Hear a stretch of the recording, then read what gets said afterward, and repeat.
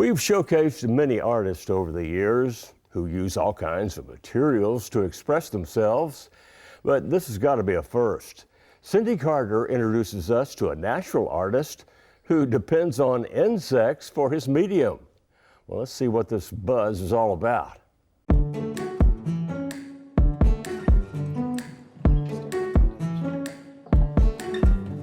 Artist Randy Purcell makes several deliberate, painstaking, even repetitive moves to bring his art to life, and he wouldn't have it any other way.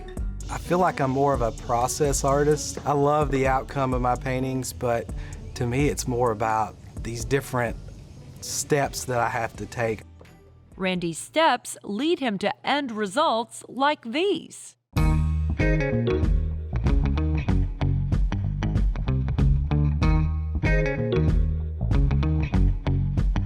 Randy is an encaustic artist, which means he coats his birchwood backgrounds with beeswax and then burns in colors, textures, and objects to create his artwork.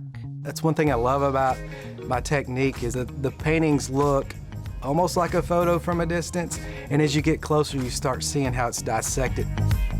Dissected upon closer inspection with the various texts and inks he pulls from the pages of magazines. I figured out that you could transfer an image from a magazine on top of beeswax. Something about that just thought was really cool. Randy's rather unique technique starts with a photograph he uses as his template. He then cuts up that design into different shapes. Each template piece is replaced with an identically shaped piece of recycled magazine paper, face down. So the magazine paper's ink or text transfers onto the beeswax-covered background. It's not the same as using the old paint and brush, and that's the point. I don't have a finished vision of what this piece is going to look like because I don't know what textures and colors I'll run across in the magazines. Veranda, Cigar Aficionado, even Marie Claire. These are the magazines Randy uses in his work, and he's very particular about his selections because not all magazine ink transfers the same. I go through and I look for things that I feel fit with the image, whether it be color or maybe a texture. The magazine paper transfer not only gives Randy's work a different look, but thanks in large part to the beeswax, his art also feels different. For that reason, any old store-bought beeswax just won't do. Randy likes it natural, impure, and local. There's our queen right here.